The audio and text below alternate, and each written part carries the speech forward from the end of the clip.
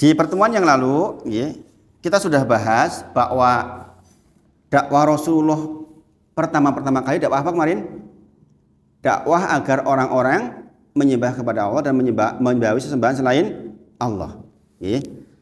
Ingat ketika Rasulullah mengutus utusan ke daerah Yaman, maka kemudian dikatakan agar awal dakwahnya adalah sembahlah Allah. Dan kita sudah belajar tentang itu. Nuhun Mas.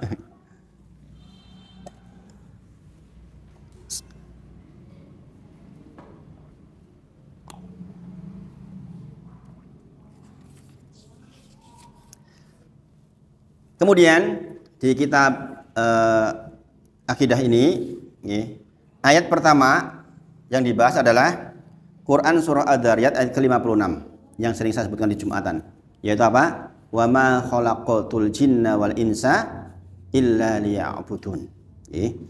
Tidaklah aku ciptakan jin dan manusia kecuali hanya untuk beribadah kepada Allah Subhanahu wa taala. Yang menciptakan langit siapa? Allah. Yang menciptakan bumi? Yang menciptakan apa-apa yang ada di antara keduanya? Berarti yang menciptakan manusia, menciptakan hewan, pohon-pohonan, laut, gunung, istri kita, anak kita, semuanya yang menciptakan Allah Subhanahu wa taala. Kalau Allah yang menciptakan, berarti berhakkah Allah memiliki? Berhak. Berarti yang memiliki langit siapa? Allah. Yang memiliki bumi, yang memiliki apa-apa yang di antara keduanya, yang memiliki diri kita, yang memiliki kuku kita, rambut kita, Allah semuanya. Buktinya kita kuku suruh berhenti tumbuh nggak bisa tuh. Kuku mbok rasa tumbuh tuh, jadi repot motongi. Nggak bisa kan? Bisa nggak? Rambut ngapain sih tuh tadi aku kudu nyang salon. Bisa nggak? Kenyataannya memang nggak bisa. Karena pemiliknya sesungguhnya penciptanya, yaitu Allah Subhanahu wa taala. Kalau Allah yang menciptakan, Allah yang memiliki, berhak nggak Allah mengatur? Maka yang maha mengatur itu Allah. Berarti yang mengatur langit siapa? Yang menurunkan hujan? Yang mengatur lautan? Yang mengatur gunung? Allah semuanya. Ini dakwahnya Nabi Muhammad SAW dari Nabi Adam sampai Nabi Muhammad tentang ini. Agar kita tuh tahu ini. Bapak-bapak sedoyo. Kita muter-muter belajar agama dalam. Intinya di situ itu. Bahwa Allah itu maha menciptakan, Allah maha memiliki, Allah maha mengatur. Kalau Allah menciptakan, memiliki, mengatur, berarti siapa yang beri rezeki kepada makhluknya? Allah Subhanahu wa taala. Maka jangan pernah kita bersandar dengan pekerjaan kita. Kita mengatakan gara-gara saya kerja di situ saya dapat rezeki. Kalau Allah nggak berkehendak nggak bisa. Itu wasilah saja. Kalau Allah berkehendak, jangan kerja di tempat lain bisa kan mendapatkan rezekinya nggak? Yang berhak memberikan rezeki adalah Allah Subhanahu wa taala. Bahkan disebutkan daun jatuh di tengah malam pun Allah tahu. Semut hitam bergerak di gelapnya malam di atas batu hitam, Allah kasih rizkinya. Bayangin. Apalagi manusia. Maka sekali lagi Allah menciptakan, Allah memiliki, Allah mengatur, Allah memberikan rizki. Dan Allah yang mengurusi seluruhnya. Maka dikatakan wa ma khalaqtul jinna wal insa illa liya'budun. Kalian tuh udah diberi itu semua. Tugas kalian itu beribadah kepadaku. Maka kalau jangan lanjutkan ayatnya ini, surah Ad-Dzariyat ayat 56 itu, nanti Allah sebutkan di ayat berikutnya tentang saya tuh nggak minta makan sama kalian. Justru sayalah yang memberikan makan kalian dan saya adalah zat yang kekayaannya tak berbatas. Innallaha huwa razzaqu dzul quwwatil matin, kata Allah. Sesungguhnya Allah itu kekuatannya tak berbatas. Dialah yang memberikan rezeki. Kenapa? Maksudnya begini Bapak-bapak sedoyo. Jangan sampai kegiatan kehidupan kita dalam berbagai macam bentuk rupanya yang sibuk itu sampai meninggalkan ibadah kepada Allah. Itu maksudnya. Goro-goro ke ngumpul ke harta. Oke harapannya. Sampai melarikan Allah. Aku kira njaluk madang karo kowe maksudnya. Oh cuma goro-goro kowe golek kowe iki dadi lali karo aku, itu maksudnya. Paham nggih? Paham nggih? Maka dikatakan wa ma khalaqatul jinna wal insa illa liya'budun. Sampai Allah sebutkan di dalam beberapa ayat. Contohnya, fi buyutin adinallahu an turfa'a wa yudhkara fiha ismuh yusabbihu lahu fiha bil ghuduwi wal asal. Ya, Allah menyebutkan yang namanya orang-orang yang dipuji secara khusus oleh Allah. Rijalul la tulhihim tijaratu wala bai'un an dzikrillah wa iqamis sholati wa itaiz zakah. Kata Allah, laki-laki, yang disebut laki-laki ini karena pencari nafkah, laki-laki yang mendapatkan pujian oleh Allah secara khusus adalah laki-laki yang dia berangkat mencari nafkah di dalam perdagangannya, dan di dalam seluruh aktivitas mencari nafkahnya dia tidak lupa an dzikrillah, mengingat Allah. Wa iqamis shalah itaiz zakat, dia tetap mendirikan sholat, melaksanakan zakat. Ini loh yang dipuji oleh Allah, bukan orang nganggur maksudnya. Paham ya? Jadi orang yang dipuji oleh Allah itu orang yang di tengah-tengah kesibukannya itu dia tetap ingat Allah. Kalau jangan perhatikan saya tadi di pengimaman, saya baca di antaranya adalah Quran surah Ali Imran. As-sabirina was-sadiqina wal-qanitina wal-munfikina wal-mustaghfirina bil ashar. Qanitin itu artinya apa? Orang yang selalu taat kepada Allah, tuh disebut dalam Al-Quran. Apa yang dilakukan orang taat di siang hari?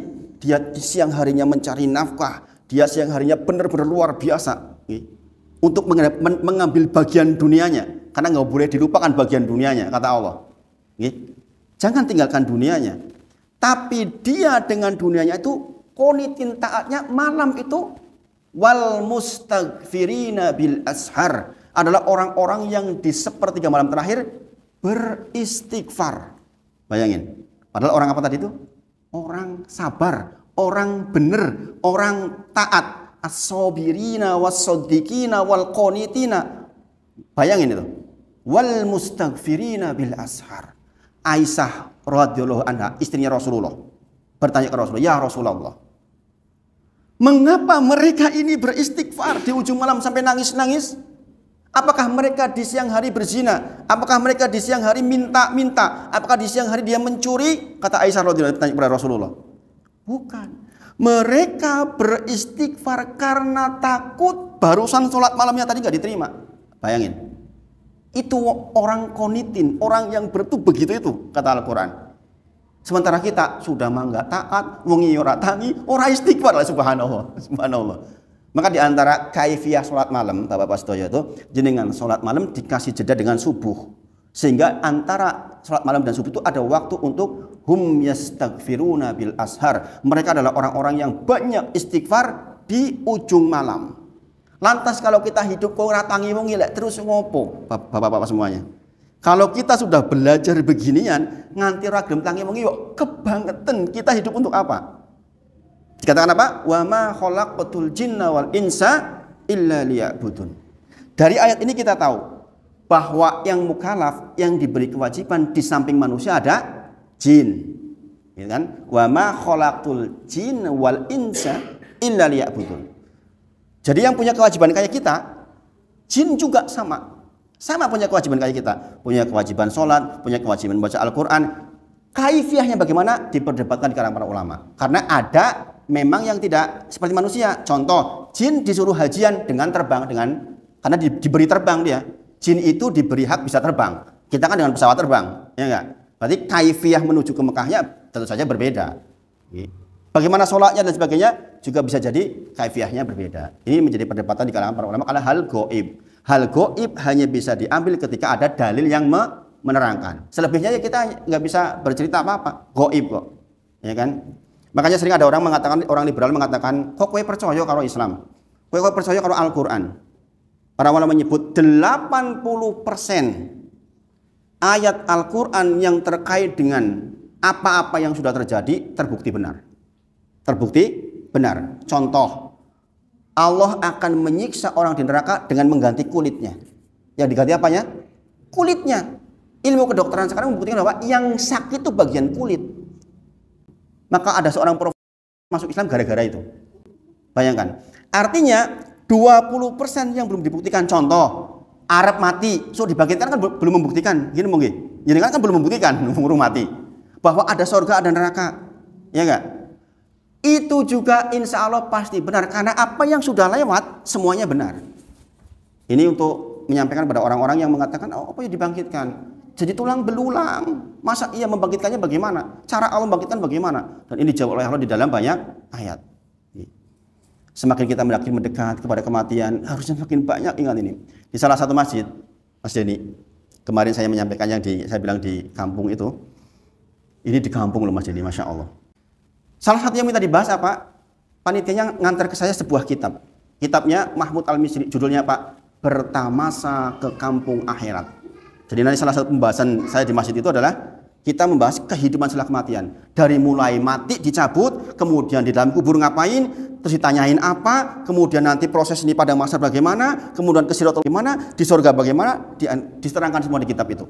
Itu diminta karena mereka udah sepuh-sepuh. Mereka bilang, saya pengen mati dengan sangu, tahu apa yang saya cari. Masya Allah.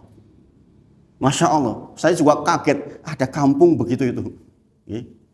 Masya Allah. Padahal dulu pertama ngajinya cuma 35 hari sekali. Acara apa namanya salapanan itu. Setiap malam minggu Kliwon. Jadi setelah itu saya ngisi di 2 kali, kemudian diadakan kajian rutin sebulan 2 kali sementara ini. Itu malam Sabtu minggu pertama dan malam Sabtu minggu ketiga. Yaitu salah satu pembahasannya adalah mintanya itu. Masya Allah. Betapa orang menyiapkan kematian. Masya Allah. Jadi dari ayat ini kita tahu bahwa jin pun punya kewajiban. Bukan hanya kita. Maka ada jin muslim pula. Di sini dikatakan di dalam Quran surah Jin ayat 15-16. Wa amal qasituna. Adapun kaum jin yang menyimpang dari kebenaran, maka mereka menjadi kayu api bagi neraka jahanam. Sama kayak manusia kan begitu. Manusia yang menyimpang menjadi bahan bakar neraka jahanam. Demikian juga jin. Dan bahwasanya jikalau mereka tetap berjalan lurus di jalan itu, jalan Islam maksudnya, benar-benar kami akan memberi minum kepada mereka air yang segar. Maksudnya masuk surganya Allah. Makanya kadang-kadang jin itu datang ke sekumpulan datang ke Rasulullah mendengarkan bacaan Rasulullah. Ulamanya para jin. Jadi di kalangan para jin pun ada yang seperti ini, yang berdakwah kayak saya itu begini ada. Sampai hari ini. Makanya jin pun ada yang kafir, ada yang muslim. Oleh karenanya jin juga memiliki berbagai macam aliran sebagaimana manusia. Ada berbagai macam aliran. Sampai Imam tanya kepada kalangan jin, bagaimana Rafidhah di kalangan kalian? Rafidhah tahu nggih? Rafidhah itu Syiah itu loh. Pernah dengar nggak? Yang menjadikan Abu Bakar, Umar, Utsman. Pernah dengar? Karena ada aliran yang Abu Bakar laknatullah alaihi, Aisyah di neraka jahanam. Pernah dengar seperti itu? Kami ditanya tuh jinnya, bagaimana di kalangan jin yang Rafidhah? Kata jin menjawab, seburuk-buruk di kalangan kami dia itu. Itu subhanallah. Kita tahu nggih, di dunia Islam memang Syiah luar biasa nggih. Fitnahnya terhadap Ahlus Sunnah wal Jamaah. Dulu pernah ketangkep di sini katanya 8 orang nggih, Mas. Di daerah sini nih. Saya pernah dengar 3 tahun yang lalu nggih, tentang ada yang gerakan Syiah 8 orang yang ketangkep di sini katanya nih, di daerah sini. Subhanallah. Mudah-mudahan keluarga kita terhindar dari yang sedemikian. Itu Syiah Rafidhah, itu memang mengerikan nggih. Kemudian ini menunjukkan kaum jin juga ada yang solih, ada pula yang fajir. Ada yang mukmin, ada yang kafir. Dan yang muslim pun beraliran-aliran. Subhanallah. Kemudian dikatakan tentang tata cara ibadah ini diperselisihkan di kalangan para ulama. Apa podopora diperselisihkan. Kemudian ibadah liya'buduni, maksud ibadah wa ma khalaqtul jinna wal insa illa liya'budun. Tidaklah diciptakan jin dan manusia kecuali hanya untuk beribadah. Maksudnya ibadah ini diterangkan. Para ulama menyebutkan ibadah adalah al-ibadatu hiya, ibadah itu adalah ismun jami'un likulli ma yuhibbullahu wa yardha minal aqwal wal af'al batina wa dhahirah. Ibadah adalah yang dimaksud di ayat tadi itu, wa ma khalaqtul jinna wal insa illa liya'budun. Jenengan diciptakan untuk itu. Ibadah maksudnya segala sesuatu yang Allah cinta dan Allah ridho, baik perkataan maupun perbuatan, lahir maupun batin. Nah itu definisinya. Jadi mulai malam ini jangan berpikir kalau mau ngomong itu ya diukur. Ini Allah cinta dan itu tidak. Mau bertindak diukur. Allah cinta dan itu tidak. Kalau kita melakukan yang tidak Allah cinta dan itu berarti kita keluar rel. Keluar dari tujuan penciptaan hidup kita. Wong tujuan diciptakan kita untuk beribadah berarti di sini, di rel ini menuju surga. Tiba-tiba kok kita ke sini berbuat maksiat. Kan di sini berarti tidak penting saya mati kapan. Yang penting ketika saya mati, saya di rel ini loh, di rel ibadah. Ojo lagi zina, naudzubillah mati. Misalnya naudzubillah. Lagi maling mati. Lagi mikir relek mati. Subhanallah. Lagi gibah mati. Lagi bertengkar dengan orang lain mati. Subhanallah. Makanya orang yang sudah belajar begini itu takut betul kepada Allah. Takut betul. Mau berbuat hal yang berselisih dengan Allah itu takut betul. Karena kalau pas lagi begitu mati. Itu namanya mati su'ul khotimah. Walaupun mati zina belum tentu neraka jahanam, bisa diampuni oleh Allah. Mati sedang lagi mencuri tembak Pak polisi mati, neraka jahanam enggak? Belum tentu, masih bisa diampuni oleh Allah. Yang pasti masuk neraka jahanam kalau lagi berbuat syirik mati, nah itu di neraka jahanam selama-lamanya nggak bisa keluar. Dalilnya apa? Quran surah An-Nisa ayat ke-48. Innallaha la yaghfiru ayyushraka bih. Sesungguhnya Allah tidak mengampuni dosa syirik. Wa yaghfiru ma duna dzalik liman yasha. Allah mengampuni dosa apapun selain syirik di bawah kehendaknya Allah Subhanahu wa taala. Jadi kalau orang berzina mati masih mungkin diampuni oleh Allah. Tapi tidak dengan kesyirikan. Subhanallah. Maka dikatakan tadi di dalam Quran surah Al-Kahfi, mati jangan bawa syirik. Kemudian disebutkan pula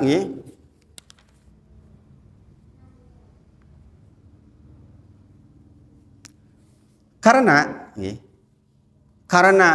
kita itu mukallaf yang artinya bakal dibangkitkan dan dipertanggungjawabkan, maka orang-orang kafir nanti di akhirat akan mengatakan begini di dalam Quran surah An-Naba ayat terakhir. Orang-orang kafir mengatakan ya laitani kuntu turoba. Jadi sudah hafal Quran surah An-Naba ayat terakhir kan begitu bunyinya. Ya laitani kuntu turoba. Maksudnya bagaimana? Hewan itu kan nggak dikasih kewajiban, ya nggak?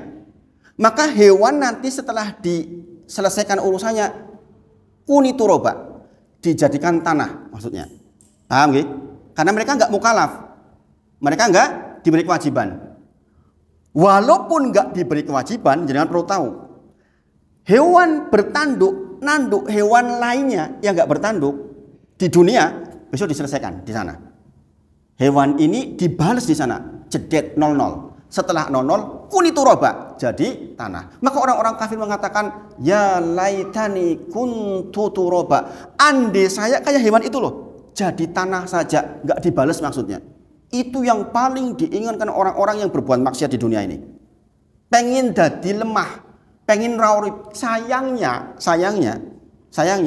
didatanglah kematian dalam bentuk domba nanti. Penduduk surga, penduduk neraka. Kemudian di tengah-tengahnya didatangkan kematian dalam bentuk domba. Ini bisa bayangkan nggak? Jadi kematian itu sama Allah dibentukkan dalam bentuk domba. Kemudian disembelih domba itu di tengah-tengah antara surga dan neraka. Mulai hari ini tidak ada lagi kematian. Kematian seorang disembelih maksudnya. Maka penduduk surga bahagia, penduduk neraka sengsoronya itu yang namanya hum fiha khalidun, selama-lamanya atas kehendak Allah Subhanallah. Maka bagi orang-orang yang sudah ngaji seperti ini, kok menukar akhirat dengan dunia itu kebangetan. Kok wegah sholat duha, kok wegah sholat berjamaah, kok wegah berbuat baik, kok nandur elek, mikir jutaan kali. Begitu situasinya nanti di sana. Subhanallah. Maka pastikan kita di rel ibadah. Wa ma khalaqtul jinna wal insa illa liya'budun. Arti kedua, arti ibadah. Tadi arti pertama apa? Segala sesuatu yang Allah cinta dan Allah ridho, baik perkataan maupun perbuatan, lahir maupun batin. Yang kedua, maksud ibadah adalah liwahiduni, yaitu mengesahkan Allah. Mengesahkan Allah. Yang menciptakan ya mung Gusti Allah, enggak ada pencipta lain. Orang sing melu-melu gawe maksudnya. Berarti yang memiliki ya Allah saja yang memiliki. Bahkan yang memiliki anak kita pun Allah. Jangan mengklaim anakku pinter, guru-guru aku. Nih orang guru-guru aku ya ora pinter. Itu keliru. Itu mengambil kepemilikan Allah Subhanallah. Berarti yang mengatur Allah, berarti yang mengatur laut kidul siapa? Allah. Makanya kadang-kadang jadi dai kadang-kadang susah juga. Kadang-kadang ada istilah nguri-uri budaya toh. Ya kadang-kadang kita jadi dai mau ngomong apa adanya, kadang-kadang nanti takut dibilang nggak Pancasila lagi. Ya enggak? Kadang-kadang ada budaya-budaya yang bersinggungan dengan harus memberikan, mohon maaf, sesaji untuk yang katanya mengatur laut selatan atau yang mengatur gunung, subhanallah. Yang mati dalam kondisi seperti itulah yang mati di neraka jahanam selama-lamanya. Zina itu masih diampuni loh, membunuh orang itu masih bisa diampuni. Tapi tidak dengan yang seperti itu tuh loh, subhanallah. Mengerikan. Orang lagi punya keyakinan menyembelih hewan ayam cemani untuk supaya bangunan nggak roboh ditaruh di tengah-tengahnya. Kok mati dalam kondisi itu di neraka jahanam selama-lamanya nggak bisa keluar, subhanallah. Kenapa? Menjadikan Allah tidak esa. Karena meyakini ada pengatur selain Allah, ada pemilik selain Allah. Itu bahayanya luar biasa. Makanya dikatakan di ayat berikutnya, walaqad ba'asna fi kulli ummatin rasulan an ibudullah wajtanibut taghut. Ini ayat kedua, yaitu Quran surah An-Nahl ayat ke-36. Sungguh kepada kalian diutus kepada masing-masing kaum seorang nabi, seorang rasul. Tugasnya apa? Agar orang-orang menyembah kepada Allah dan menjauhi sesembahan selain Allah. Itu saja tugasnya. Adapun syariatnya berbeda-beda, tapi tugas utamanya hanya itu saja. Jam berapa sekarang? Sudah berapa menit, Mas? 5. Sudah cukup insya Allah. Mudah-mudahan bermanfaat. Kita belajar sedikit-sedikit. Sebenarnya saya pengen juga dengan hadis arba'in, tapi waktunya mungkin terlalu malam. Kita bertahap, mudah-mudahan yang sedikit ini bisa kita aplikasikan. Dimohon kepada Allah agar dirahmati, setiap ilmu bisa kita praktekkan dalam kehidupan sehari-hari, dan mudah-mudahan kita dirahmati untuk selanjutnya. Kita tutup dengan kafaratul majelis. Nanti kalau ada pertanyaan setelah ini. Subhanakallahumma wa bihamdika asyhadu an la ilaha illa anta astaghfiruka wa atubu ilaik. Wa akhiru da'wana alhamdulillahirabbil alamin. Assalamualaikum warahmatullahi wabarakatuh.